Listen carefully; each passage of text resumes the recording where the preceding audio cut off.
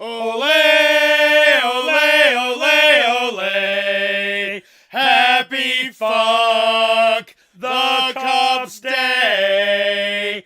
Shit is fucked up and stuff. Shit is fucked up and stuff. Every fucking time.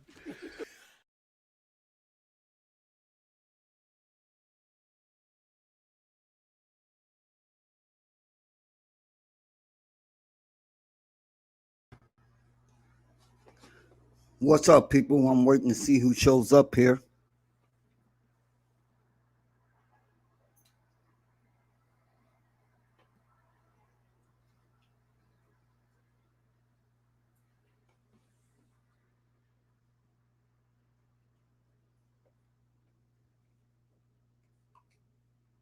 Well, we got one person.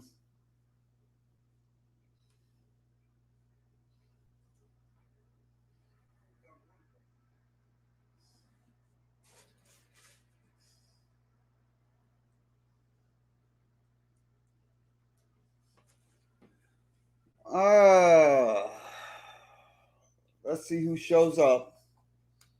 Like I said,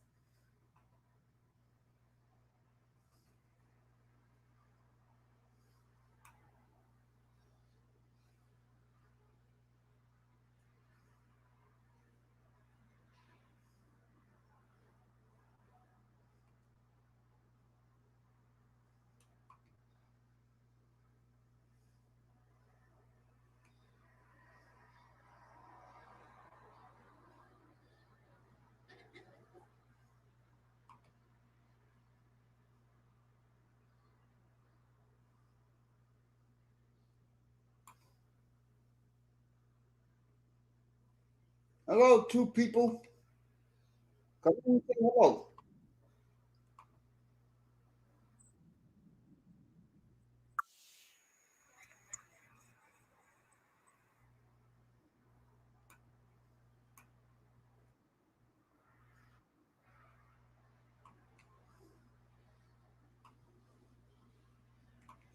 Well, I got some videos to show.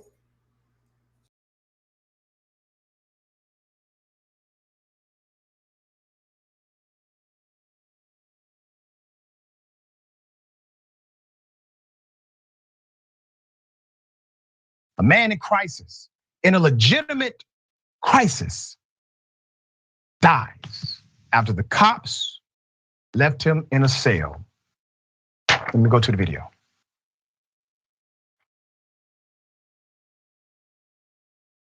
What I do? I ain't did nothing wrong. I ain't did nothing wrong. Hey, be the police involved. Run it up. I got it. You're good. Be the police involved. McCall County Jail, Pinal County, DeAndre Becker. I was on Facebook earlier with DeAndre You're Becker. good. Don't worry about it. With DeAndre Becker. I ain't did nothing wrong. My hand tights. What I do? I ain't do nothing wrong. I ain't do nothing wrong. They trying to kill me, y'all. Listen, man. They all want it. They all want it. Here, bend this one over that one, and then fold it up.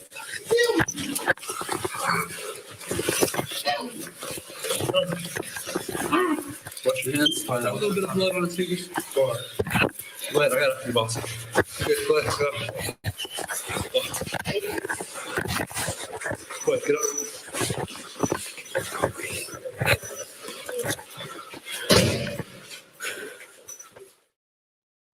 They killed him, died. Put up his picture. And when I tell you the background to this, you're going to be as infuriated as I am. Akeem Terrell was held down by officers after being taken into custody. Okay. The family of the 31-year-old has filed a federal lawsuit alleging the officers used excessive force that led to his death in an Arizona county jail. The excessive force lawsuit is for an unspecified dollar amount and claims that Akeem's Fourth Amendment rights were violated and officers and deputies involved lacked adequate training. The incident happened on January 1st, 2021, as Akeem was bringing in the new year. He had a history of mental illness. That's according to the lawsuit. And that night, he began behaving bizarrely. At a party at an apartment in Phoenix, the partygoer called the police because of the behavior. Witnesses claimed he expressed paranoid thoughts and made statements that did not make sense. That's clear, a clear sign of a mental health issue. The lawsuit claims Phoenix police recognized he was mentally ill or mentally disturbed. They recognized it upon arrival. Mr. Akeem suffered from schizophrenia. Officers then posed the question, hey, you gotta leave the party. He refused. They arrested him. Akeem, described as 6'2", 433 pounds, was not cooperative during the arrest, but officers got him into the SUV and took him to the county jail. Now, remember, he has a mental health disorder, or he's going through a mental health issue, a crisis. This is now, or at least should have been, a medical call. This is a medical issue. This is not a criminal issue, it's a medical issue. But they decided to handle it as a criminal issue, even though they were aware, according to the report, that he was experiencing a mental health episode. My dear brother, Ben Crump, civil rights attorney, is now representing the family and suggested law enforcement officers acted with indifference towards Mr. Akeem. The lawsuit claims Akeem was in medical distress and in obvious need of immediate medical care. It goes on to say, placing handcuffed people in a prone position creates an immediate risk of death or serious bodily injury. This position is known to cause suffocation or positional asphyxia. Not only is it known, it is so known that law enforcement is literally trained not to do this anymore. Like literally, it's part of the protocol now. They are told, hey, you see this move right here? Don't do that anymore. People die. There's more. Let's put up the surveillance video. So this is a snapshot of the surveillance video. Now that shows Mr. Akeem lying motionless on the floor. Okay, they let him lie motionless, face down on the concrete before deputies eventually check on him and calls for assistance. The surveillance captures deputies then performing CPR and using an automatic external defibrillator to no avail. Roughly 40 minutes after being placed in isolation, paramedics transport Akeem to the hospital where he was pronounced dead. Once again, they killed him.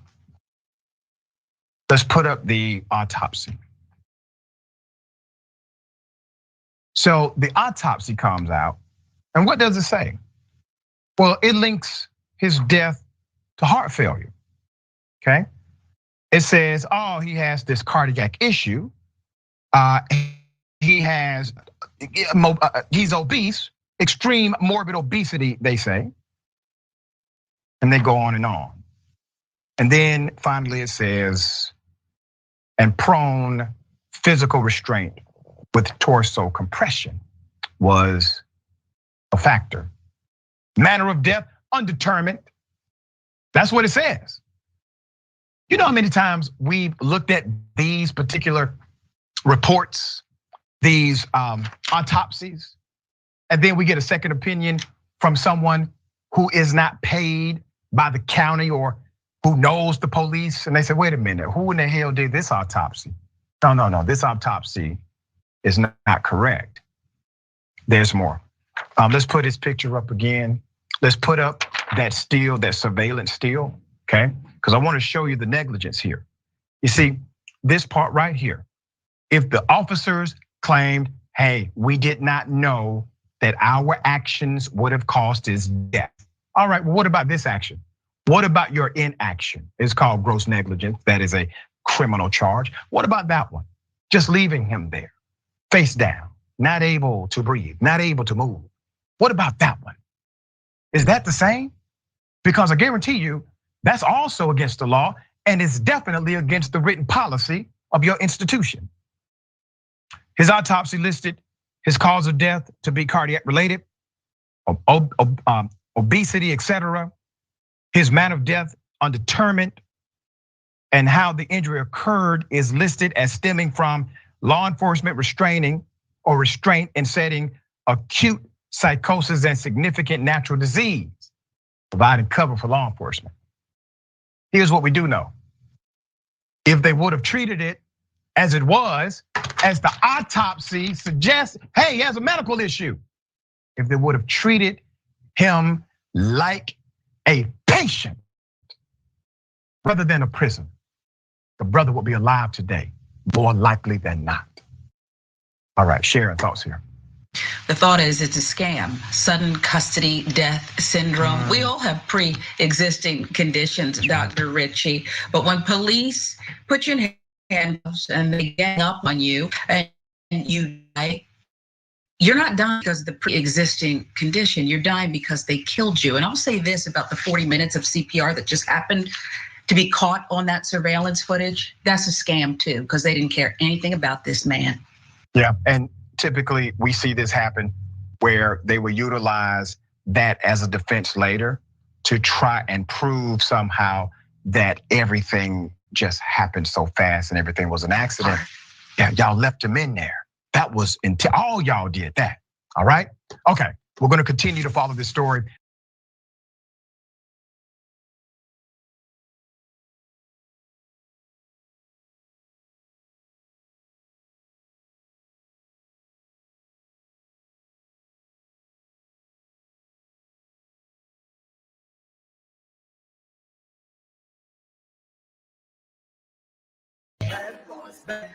What you gonna do? For just the second time in city history, a San Francisco police officer is facing homicide charges for an on-duty shooting. What you gonna do when they come for you? For just the second time in city history, a San Francisco police officer is facing homicide charges for an on-duty shooting. The DA announcing charges today in connection with this bizarre confrontation and shooting back in 2017. In 2017, an encounter that happened right up these stairs between SFPD officers and then 42-year-old Sean Moore ended in 2 gunshot wounds. 5 years later, the DA's office says it will charge one of those officers. Now, this becomes the second time ever a San Francisco police officer will be prosecuted for an on-duty shooting. Both cases come under the current DA. Body cam footage from 2017 shows Officer Kenneth Cha and Officer Colin Patino responding to a restraining order call in the city's Ocean View neighborhood. You can see Sean Moore telling the officers to get off his property as they arrive. Moments later, the officers start fighting with Moore, and eventually Officer Cha fires his gun. The shots hit Sean Moore, injuring his liver and colon. The autopsy reports found the injuries from that 2017 shooting contributed. Months later, the city settled with Moore's family for more than $3 million. Now, the DA says he's charging Officer Cha with voluntary manslaughter and assault charges. All of the approximately 8,000 new criminal cases that I filed since I take office are not about representing anything other than justice. We look at the facts, we look at the law, and we do what's in the interest of justice. And that's exactly what my team did in this case. But some critics have questioned the DA's motive, saying today's announcement is more about taking attention away from a potential recall. Boudin denies it. For some, like Mr. Moore's father, this filing comes too late, and others will seek to politicize this case. An attorney for Officer Cha echoes the critics, issuing a statement saying the only thing that's changed in this case is the DA's political fortunes. But I remind you, look at the 8,000 cases we filed, and every one of them, you will see that we apply the facts to the law and we seek justice. That's my mandate. That's my mission. In one way, this is a step forward, but it's not a giant leap forward. John Burris, who represented Moore's family, says while this is progress, more needs to be done. I think that the most important thing is the police union and its police officers to acknowledge that officers do, in fact, occasionally commit very bad acts and be willing to stand up and call it when they see it. The San Francisco Police Officers Association says, we support Officer Cha's constitutionally protected right to present his defense against these charges that stemmed from this extremely volatile incident. Arraignment is expected in the coming days, with a public preliminary hearing expected next month.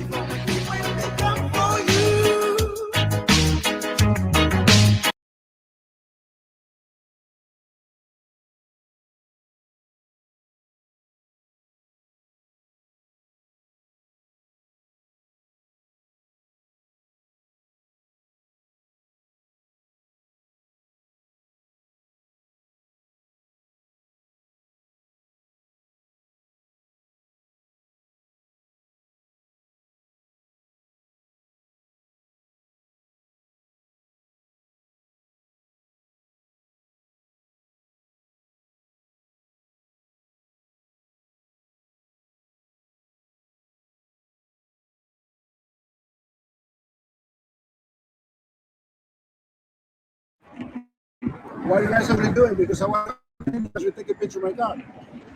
Well, I'm not doing that. You know, this is public place. So what are you guys actually doing with my car? What are you taking a picture of my car, dude? I guess, yeah.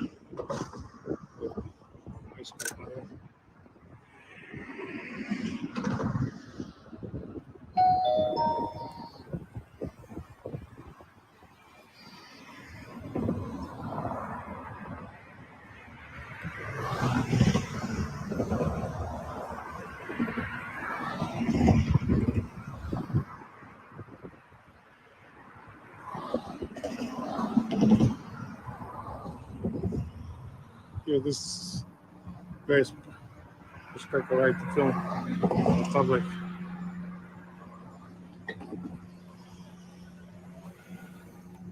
It says move, right?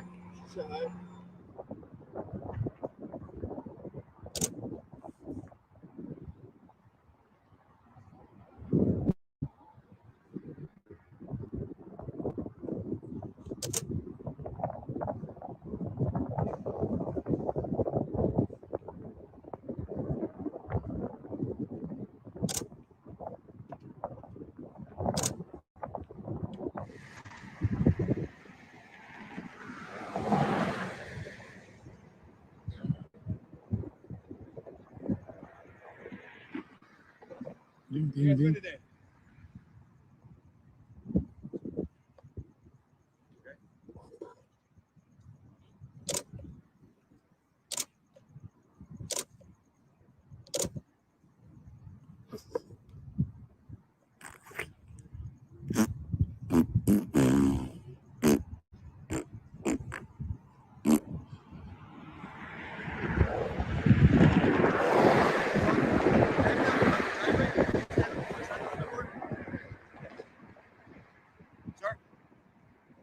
Can I have you stop away from the driveway?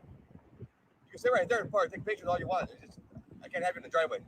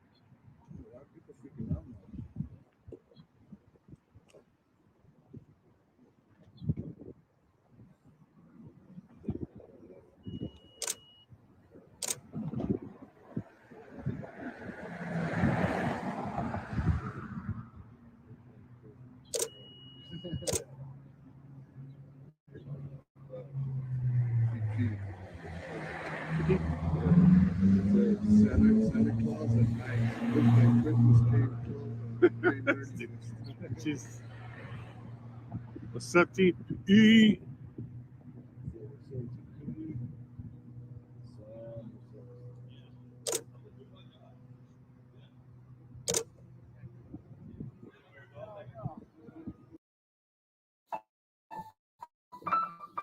Thing that's different about a urban home, you always have the whole.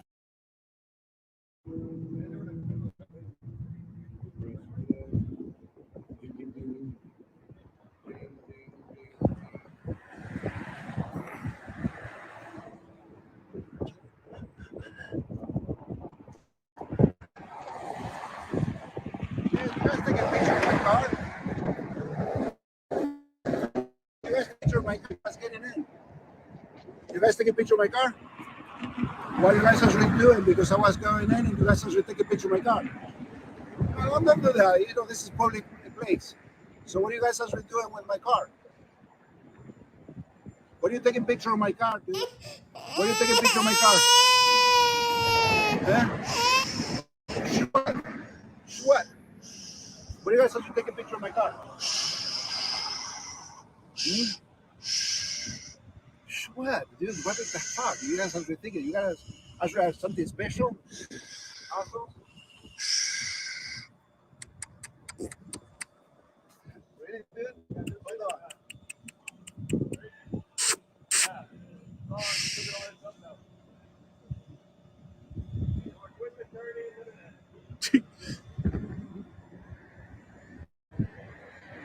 We ain't move.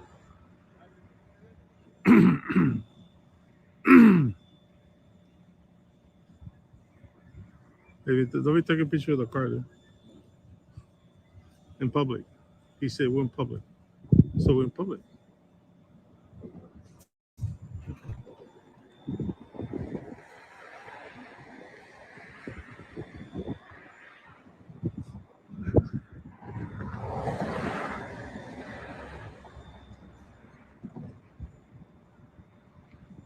He's gonna get his phone. He's gonna start taking pictures of us. Watch.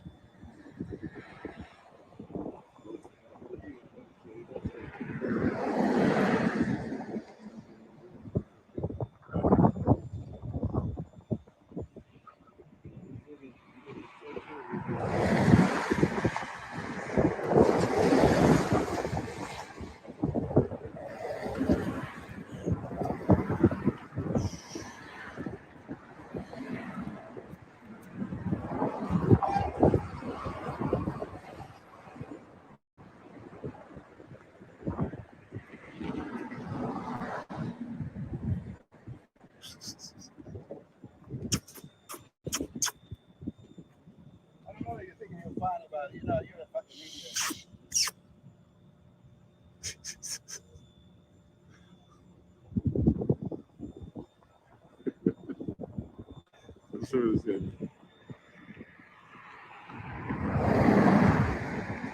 An idiot.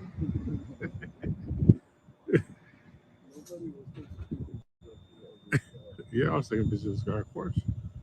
Anything that I can see in public.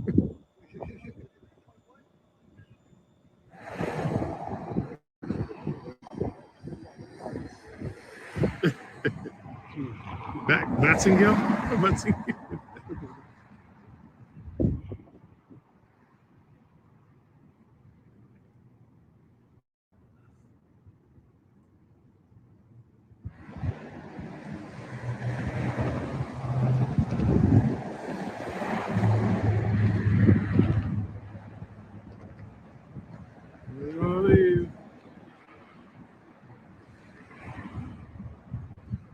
He is getting education over the phone.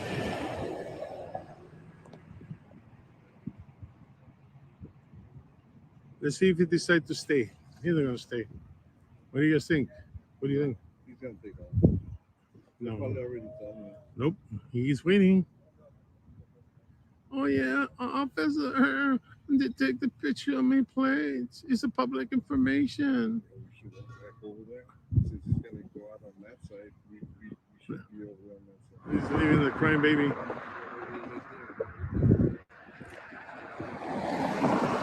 We got educated guys.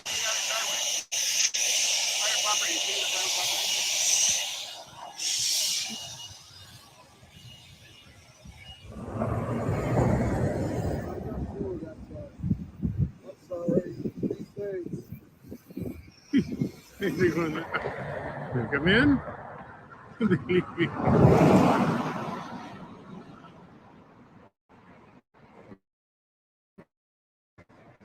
Bye bye.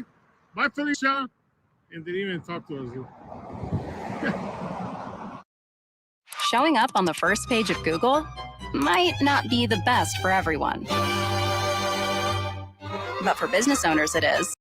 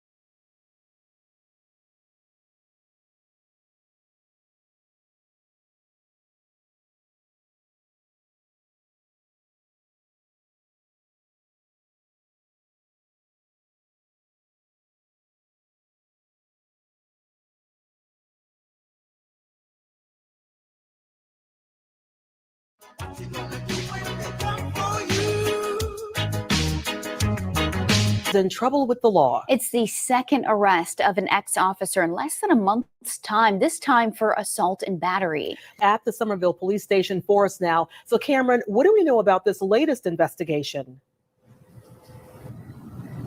And Lisa, SLED says they're currently investigating right now.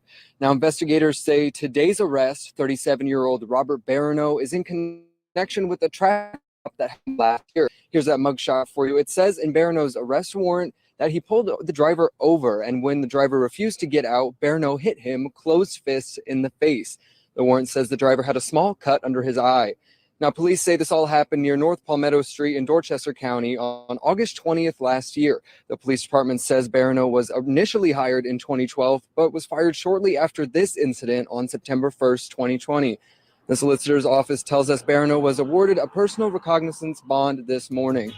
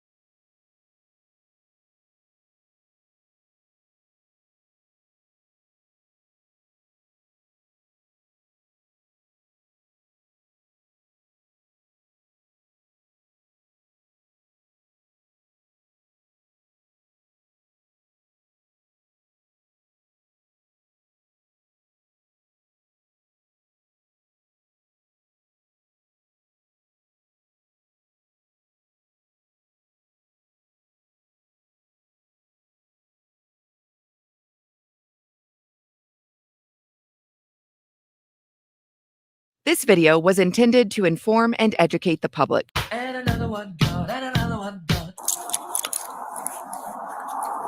So it's a ballpark. My hurt yet all.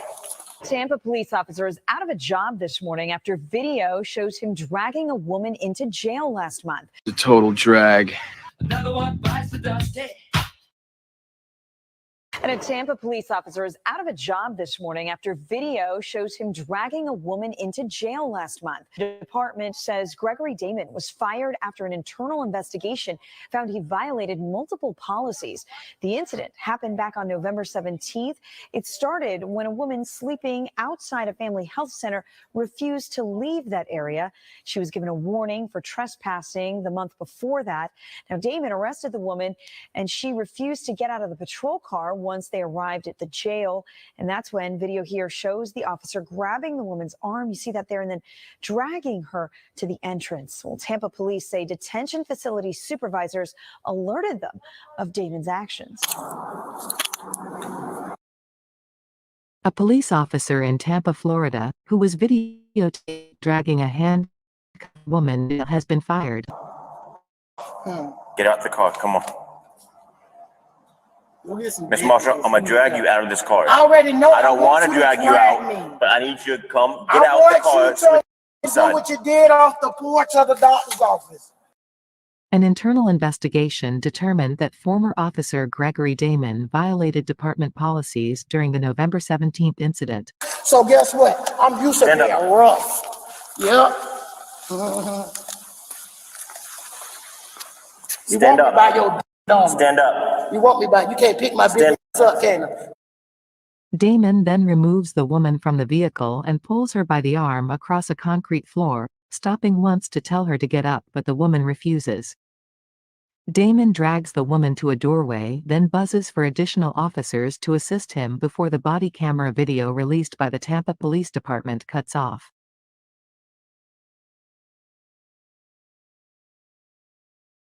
The agency said it revised policy in 2013 to forbid officers from dragging uncooperative suspects on the ground. Yeah, she ain't walking, so I can drag her in, but Deputy, you want to look into being a deputy? What the stuff? I'm not to arrest my whole family. Everybody I know. Shit. Because officers don't break the law. all right. Officers should instead seek assistance from jail booking staff or other law enforcement, police said. Damon had been with the Tampa Police Department since 2016. And another one gone, and another one gone. Another one bites the dust. I want to thank everybody that shows up, and y'all have a good one.